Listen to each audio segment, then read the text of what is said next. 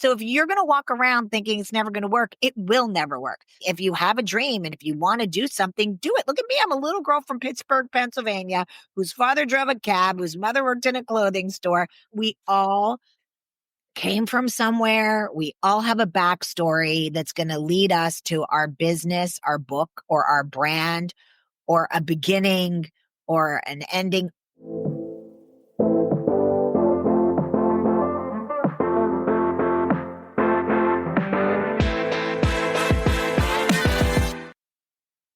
Welcome back to the show. I go way back with our guest today. Heidi Krupp is the founder and CEO of Krupp Communications, which is a powerhouse PR agency. She is someone I encountered early in her career when I interned for her when she was at ABC and working on 2020. And she was a producer and a publicist at 2020, working with people like Barbara Walters on the show and on Publicity. I can't tell you how much I learned from her, again, early in her career in a very short period of time. And she went on to found her own agency, Krupp Communications, where she has represented people like Tony Robbins and helped make mega best-selling books like The South Beach Diet, which not only became a bestseller, but also went on to become a powerhouse brand with food products that you could buy in the store. So what I talk with Heidi about is her career, what it's like to represent some of the personalities that she has, and the role of publicists. Obviously, there's so much in the news today about the whole Blake Lively and Justin Baldoni case, if you are familiar with that, and the role of publicists in that. So we touch on that. And we really talk about how Heidi thinks about books and individuals that she represents as brands and how to build them out. I think you will find this conversation with Heidi so interesting. She has had just an amazing career and had the chance to do work with names that you will absolutely know. We're going to jump right into it. Here we go. Hi, welcome to the show. First of all, you have a show. I knew you would have a show. Oh, well, we met on a show. We did on a show. 2020, when you were early in your career and I was interning. I interned at ABC and did they assigned me to 2020 and I just watched you work and I thought, well, this woman knows what she's doing. So if I'm smart, I will just absorb everything she says. Oh. So thank you for teaching me so early on.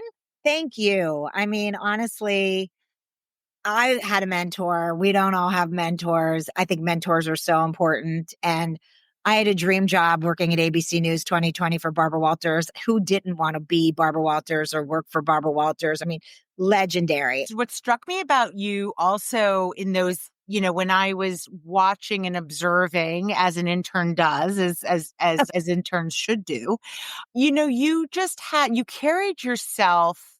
You were confident, but you also would listen. And I remember being very struck by that, that you didn't have to know all the answers, but you were so clearly confident in terms of what you were going to do. So could you talk a little bit about what the role was? Publicists are in the news right now. We can say we're going to talk about the whole Blake Lively and Justin Baldoni of it all in a minute. But what does a publicist do, Heidi? Yeah, so that's a great question. It's funny. I mean, there are different versions of publicists. I mean, I believe that publicists take a message and share it with the world. So there are celebrity publicists, there's entertainment publicists.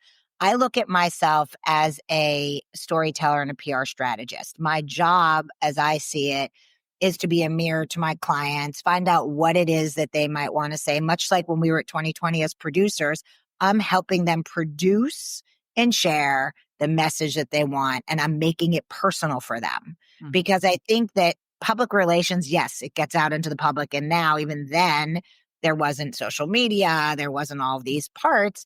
So when I, fell into this position working for the assistant to the publicist and also working with John Stossel, Catherine Cryer, Deborah Roberts. I mean, these were people and a bunch of the best Emmy Award winning producers. It was wonderful to be able to go out and tell a story. I was able to be a producer and then be a publicist. The publicist part was telling people what we were doing and packaging it in a way.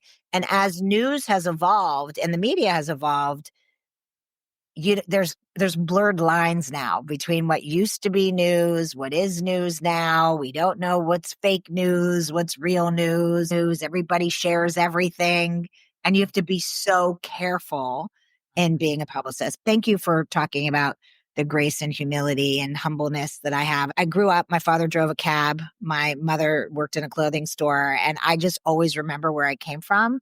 And my dad, when I was younger, had made me go to a Dale Carnegie course so that I could like stand up and learn how to speak in front of people and, how to win friends and influence people. He made me do it and get this certificate because I was afraid of public speaking.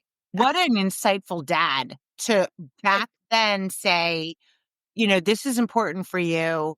Go do it. That for those who don't know, who is Dale Carnegie and what is So how to Dale win Carnegie was one of the greatest of all great speakers and best-selling authors, and had a whole organization of teaching people about public speaking and connecting and the ultimate of mentorship and leadership. I take this course when I was young, and then my very first client when I started Krupp after I left ABC was doctor who actually had a book called 7 Habits of Highly Effective People, Dr. Covey. So, this was one of my very first projects that was given to me from my mentor, Jan Miller, who was my mentor. So I love you talk of me. I like literally talk of Jan the same. Like I remember her walking into the room and having all of this gravitas and being like, oh, I want to be like her. And how do I learn how to do that? How do I model that behavior?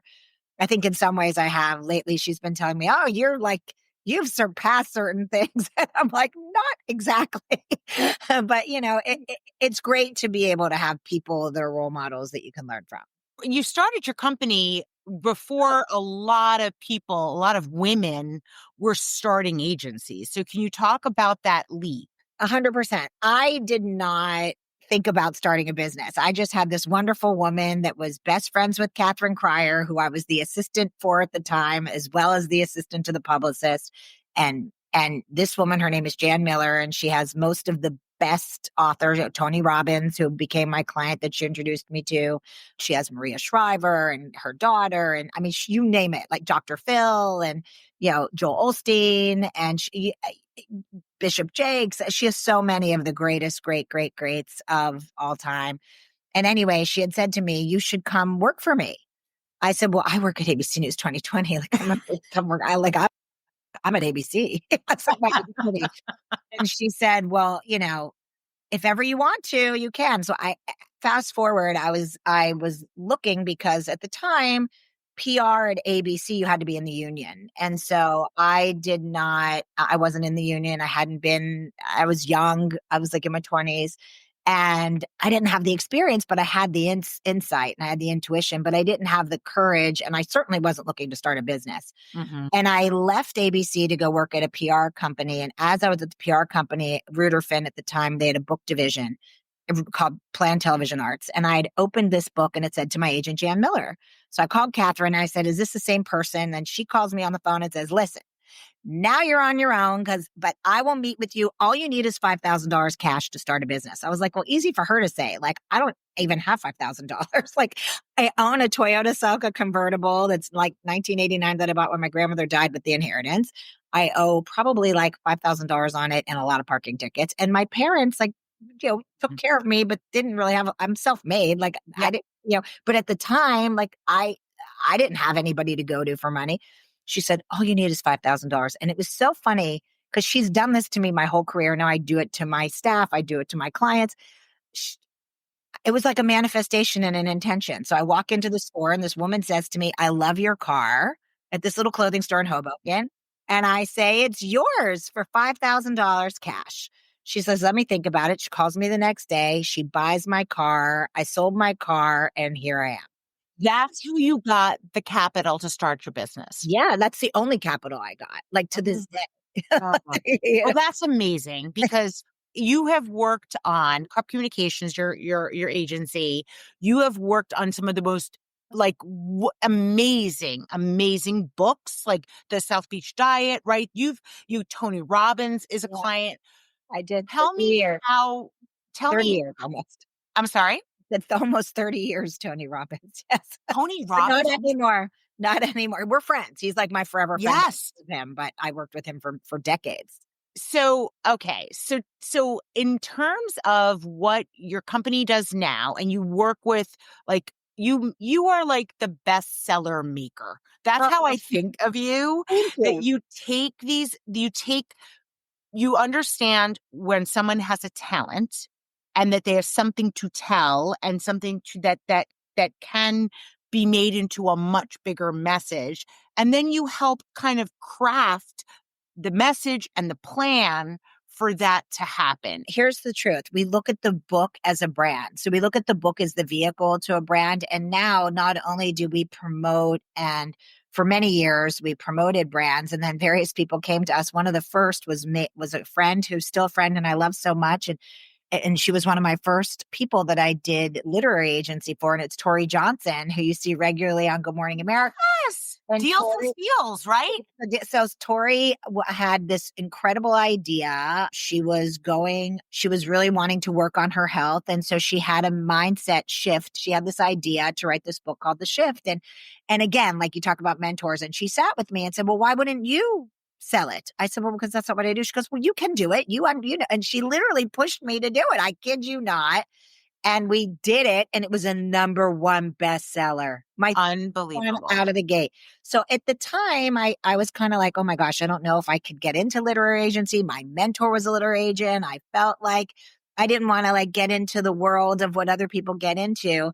But as I've continued to evolve in the industry, I understand that PR and what I do and what I know and how I understand, like, we not only can help you ideate a book now, which we do, we can help you come up with your, you know, what is your story? What is your legacy? What do you want to leave? Whether it's a book that we sell to a publisher, whether it's a legacy book, whether it's a in-person book, whether it's something for a family office, whatever it might be, I believe that everybody has a book in them.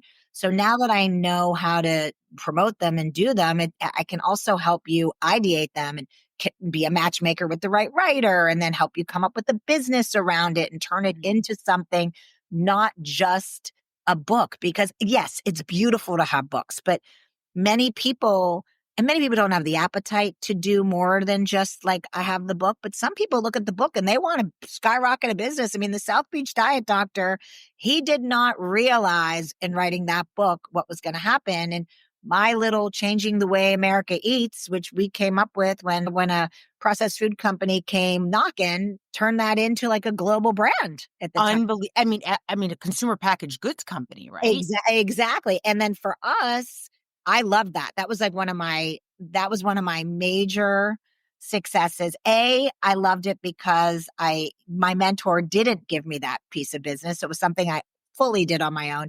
She would give me credit for everything I fully did on my own, but often it was easier to think that I worked for her versus working for myself, which we all go through as women when you start a business. And I would say like the first like decade or so of being in the business, I did look at myself as the skilled producer, not a business owner, because I just loved the work. I Yeah. still love the work, by the way. Mhm. I love the work. I love to be in the thick of it. I love to help a client tell a story. We have a book that we haven't announced yet that I'm super excited with a $1 billion global brand, a person with an incredible story. And it's just her first book. And you see her in all the retailers, and she's beloved by many celebrities. And it's a great immigrant American story of someone who has just changed our faces and the way we see ourselves. Oh, can't wait to share it with you. Let's talk a little bit about, for a publicist, for a producer. I know you've kind of worn both hats. Yeah. Publicist hat, the producer hat. Bringing them together is such a great, like, it's such a smart mix, right? Because it's the of the media mindset. yes, You can think like them, you make it easier for them. yeah. Well, and it's also brand building, right? When you do it well, like you did the South Beach Diet like you've done with a lot of the clients you've worked with, it's brand building at its at its best form. So when you think about how people view publicists today, now we started kind of briefly talking about this before we started, but I was saying to you, gosh, I feel like I'm hearing so much about publicists because of the Justin Baldoni Blake Lively situation, because their publicists were kind of pulled into the whole thing, like they were very involved. What do people get wrong about publicists, and what should we know about the reality of what it is to Huh. work as a publicist? That's a great question. I think what people don't know about publicists is they're usually the last to know everything, but everyone tries to make it like they're the first to know everything. Often they're not the first to know everything, honestly. I mean, there are so many layers. It depends on what organization structure. So like when it's celebrities and entertainment publicists, they have a team of people. They have agents, they have managers, they have assistants, and all of that.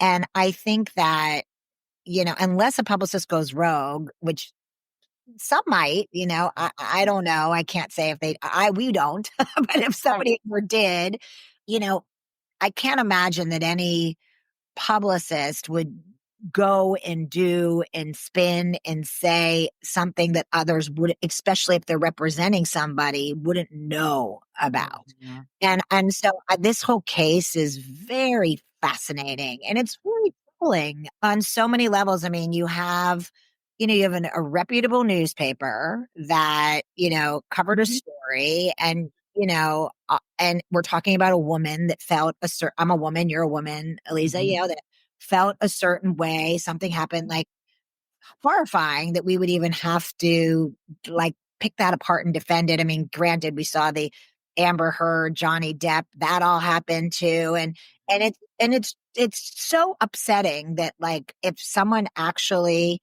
it has these things happen to them, that they're having to defend themselves at like that level as a woman. It's just very upsetting. Number one.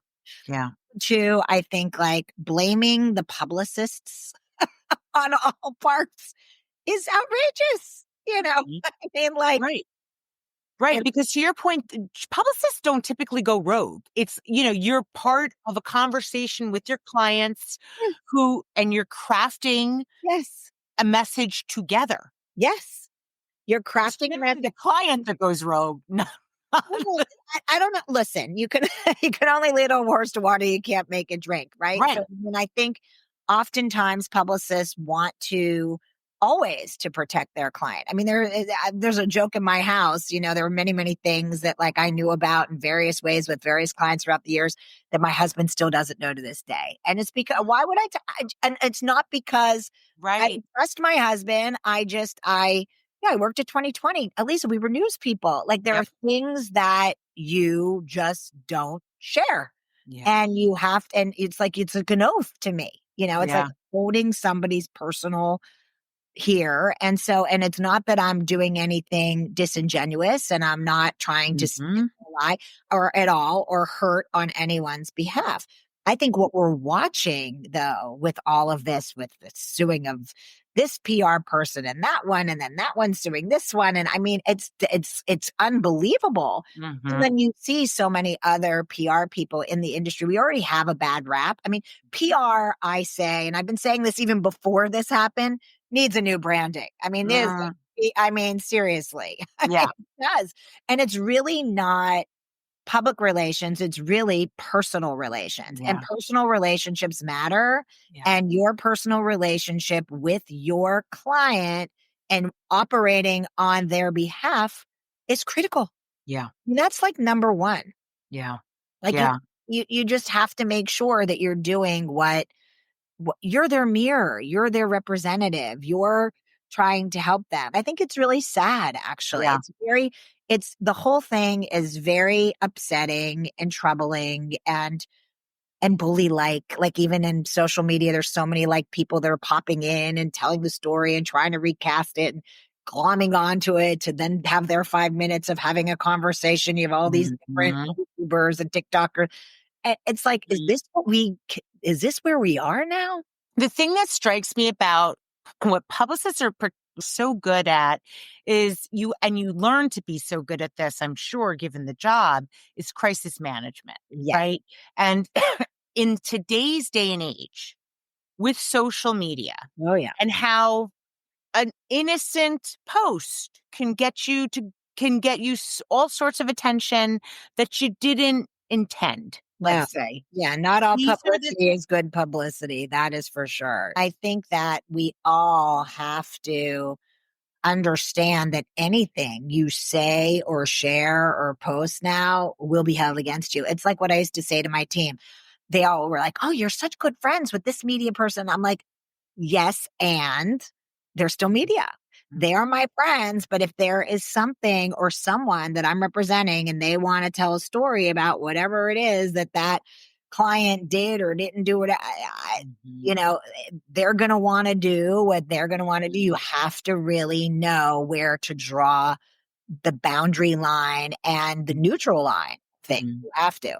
But like our job is to protect, and our job is to support, and our job is to come up with the right angles and to share the narrative. And honestly, PR person's best job is to give the media an amazing story to be able to tell that will enroll and engulf their readers, or make compelling television, or give them information and insight and education into something that they didn't know before.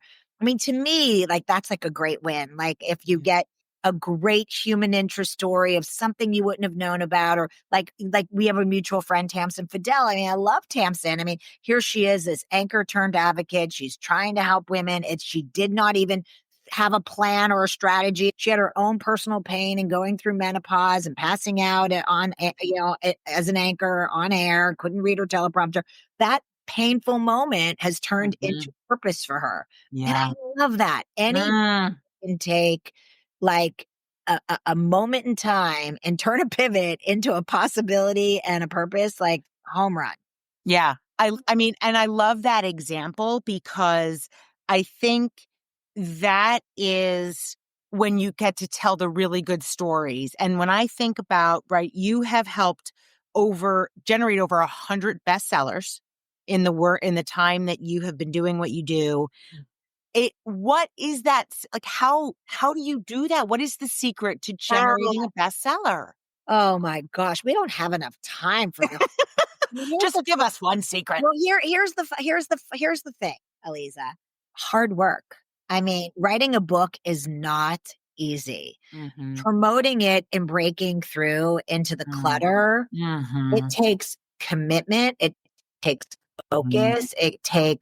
You have to look at the book as a business, operate it like a business, and you have to come up with whatever its content strategy is, who its customer is. We have the 5 C's in it. You want to know what the cultural tension is, how you're going to create community, where you're going to collaborate, and how it literally draws itself into commerce, which would obviously be to sell the book. And then if that book is something and can turn into a course, a company, an organization, a podcast, television show, whatever it might become, there's always something that it can be. I think that's the part that excites me about the book business, because I've never worked in a publishing house. I'm like this person I'm like this accidental best-selling book publicist that like never worked in a publishing house.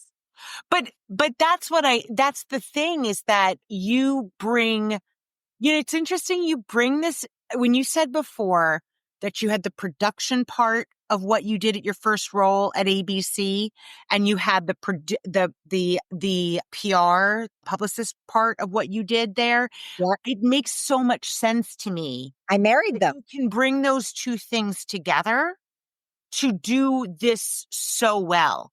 Thank you, Aliza. If somebody is listening to this, they have built, let's say, some sort of social media following, and they want to make it bigger into a brand, maybe have a book, maybe do the things. What advice would you give them about how to think about what's coming? I would tell them just to do it. I know it sounds so silly. I think people get really afraid and caught up in being stuck, and they want to make things perfect. And I think, perfect is paralyzation, honestly. And I think that so many people just don't just jump and they think about it. And I think if they have a passion and they have a story and they have something that they want to share and they feel like it it would resonate with somebody, I think they have to start somewhere, whether it's a blog, whether it's on social, whether it's an article, whether it's like having little dinner. People are having dinners these days. I'm so excited. I'm working with somebody. She's incredible, Mona, and she has a podcast called Motivation, and she is absolutely adorable female talking about clean eating and clean dining. And she has these clean dinners. They're super cool. I mean, she's so smart, and she has like the best of people talking about it. I mean, meet with people, like test your idea. I mean, I was very privileged. I work on a book by the founder of Netflix, the CEO, the first CEO of Netflix, the co-founder. His name's Mark Randolph. Talk about a masterclass. I mean, I have to say, one of my favorite people that I've ever met and worked with, because he is so humble, and he would just say, no idea is bad. Like he was told Netflix would never work. The book's called That'll Never Work. He was told that. Like, so if you're going to walk around thinking it's never going to work, it will never work. But if you try it and you get out there, you'll do it. So like for me, I think what's next, keep learning and digesting and listening to positive podcasts from people and places and things, and just keep wanting to be curious and give up on whatever your dream might be. If you have a dream and if you want to do something, do it. Look at me. I'm a little girl from Pittsburgh, Pennsylvania, whose father drove a cab, whose mother worked in a clothing store. I have met some of the coolest people. I think about like my life, and I think we all came from somewhere. We all have a backstory that's going to lead us to our business, our book, or our brand, or a beginning or an ending or whatever. But it's something that I think is so important to share and not be afraid to share.